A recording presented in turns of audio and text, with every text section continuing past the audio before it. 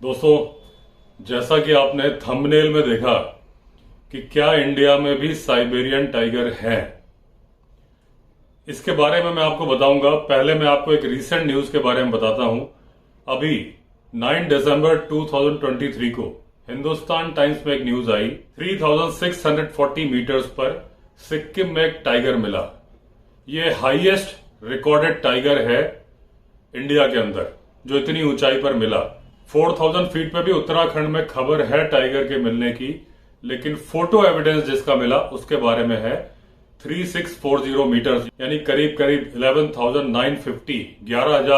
11950 feet की ऊंचाई समुद्र तल से, उस पर टाइगर मिला। कैमरा ट्रैप में रिकॉर्ड हुआ। सिक्किम भूटान के नजदीक है और भूटान में रॉयल बंगाल टाइगर मिलता है। भूटान में तो 4000 मीटर्स की हाइट पर भी टाइगर रिकॉर्ड हो चुका है, यानी कि अगर फीट में बात करेंगे 13,120 फीट अबव सी लेवल। लेकिन वो तो बंगाल टाइगर हो सकता है, बंगाल टाइगर ही है वहां पे। सिक्किम में भी जो टाइगर मिला इतनी ज्यादा ऊंचाई पर, वो भी बंगाल टाइगर होगा, रॉयल बंगाल टाइगर। लेकिन थंबनेल में मैंने लिखा है कि इंडिया में साइबेरियन टाइगर है। दोस्तों, अभी जो टाइगर मिला है वो मिला है 3640 मीटर्स की ऊंचाई पर, और इसके पहले जो हाईएस्ट रिकॉर्डेड टाइगर था वो था 3630 मीटर्स, यानी कि 10 मीटर कम। और वो टाइगर था अरुणाचल प्रदेश की दिबांग वैली में, और वो टाइगर था साइबेरियन टाइगर।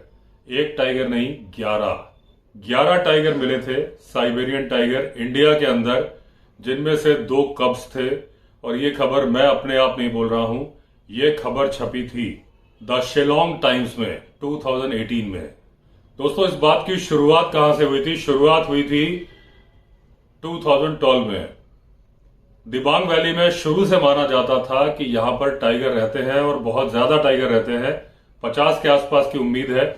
अरुणाचल प्रदेश के जो टाइगर रिजर्व्स हैं, पाके, नामदाफा और कैमलोंग, जो कि टाइगर रिजर्व हैं, उनसे ज्यादा टाइगर दिबांग वैली में पाए जाते हैं, ऐसा शुरू से मान्यता थी।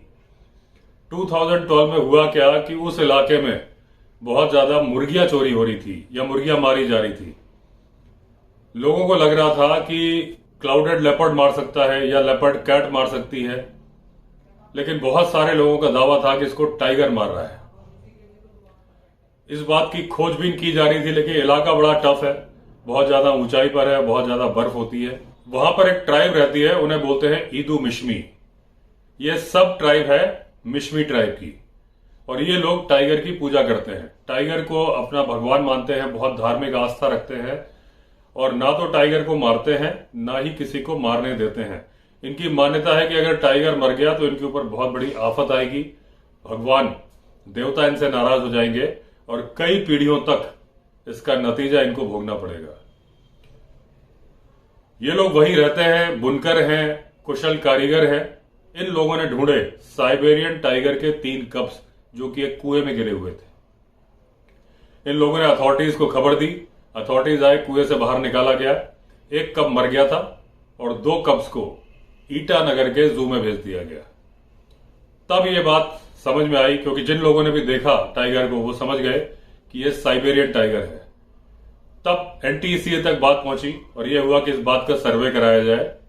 अब जो सर्वेयर्स थे उन्होंने 4000 किलोमीटर में फैली हुई दिबांग वैली में सर्वे तो नहीं किया, उन्होंने एरिया चुना 330 स्क्वायर किलोमीटर का, और उन्हें कैमरा ट्रैप से सबूत मिले टोटल 11 टाइगर, जिसमें से कि ये 2 कब्स, एक मर गया था, 3 में से एक मर गया था, 2 कब्स, और उसके अलावा 9 टाइगर्स के सबूत मिले। ये सबूत मिले उन्हें दिबांग वाइल्ड लाइफ सेंचुरी में, जो कि मिश्मी हिल्स का पार्ट है। अरुणाचल प्रदेश का वो इलाका जो कि चाइना के पास में है, एकदम चाइना के बॉर्डर पे है, और पूरा उत्तर और पूर्व का इलाका चाइना से कवर्ड है। और आपको मालूम है कि साइबेरियन टाइगर, जैसे कि अमूर टाइगर भी बोलते हैं, साइबेरिया में नहीं पाया जाता। साइबेरिया का एक बहुत छोटा सा हिस्सा है टैगा, उसमें पाया जाता है। चाइना में भी पाया जाता है, कोरिया में भी पाया जाता है, और अरुणाचल प्रदेश चाइना से ही लगा हुआ है। अब जिस इलाके में इतने सारे टाइगर मिले वो टाइगर रिजर्व नहीं है।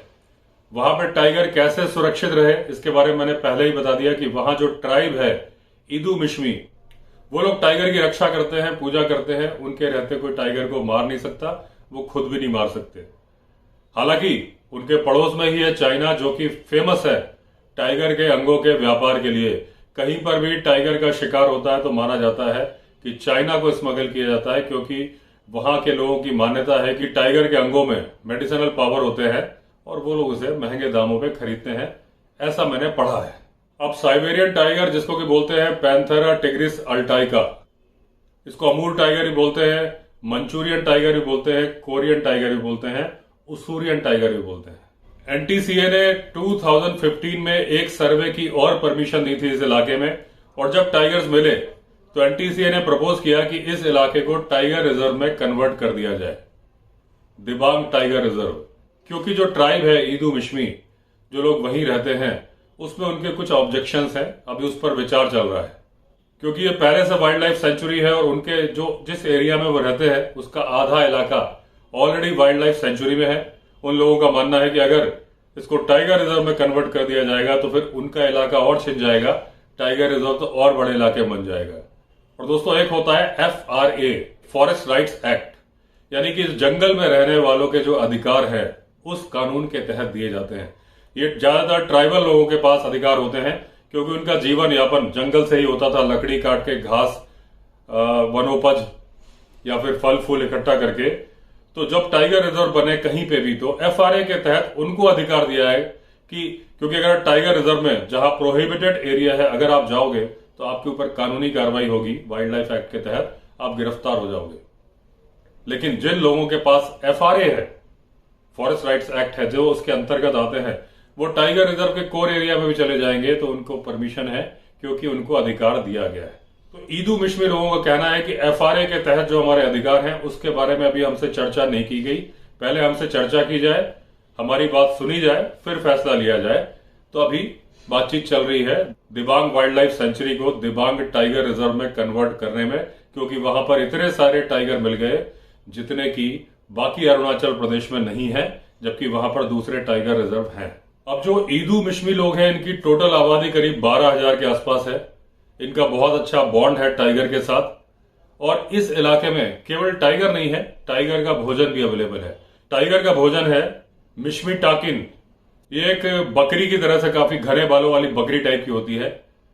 रेड सिराव, सिराव एक थोड़ा सा सफेद, हमारे यहाँ जंगलों में मिलता है, उत्तराखंड में मिलता है, थोड़ा सा गधे और हिरण का मिक्सचर टाइप का होता है।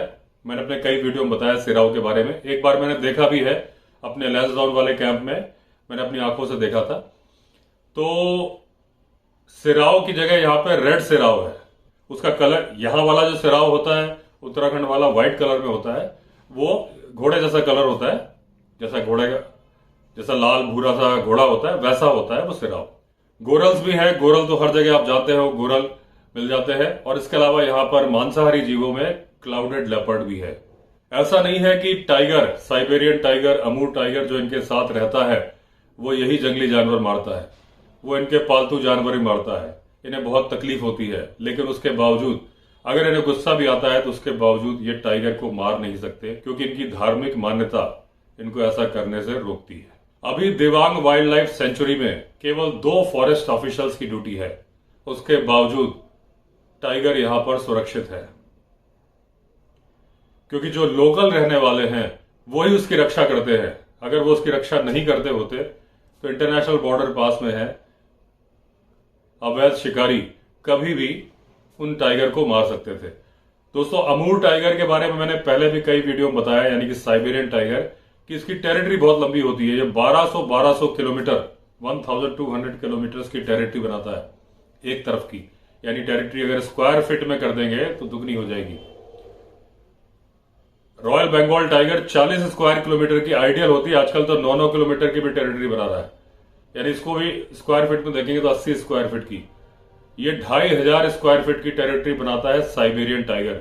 इसलिए पूरी संभावना है, अगर आप भौगोलिक परिस्थिति भी देखेंगे दिबांग वैली की, दिबांग वैली चाइना से घिरी हुई है, भूटान अरुणाचल प्रदेश के एकदम दूसरी तरफ है, रॉयल बंगाल टाइगर वहां पे है।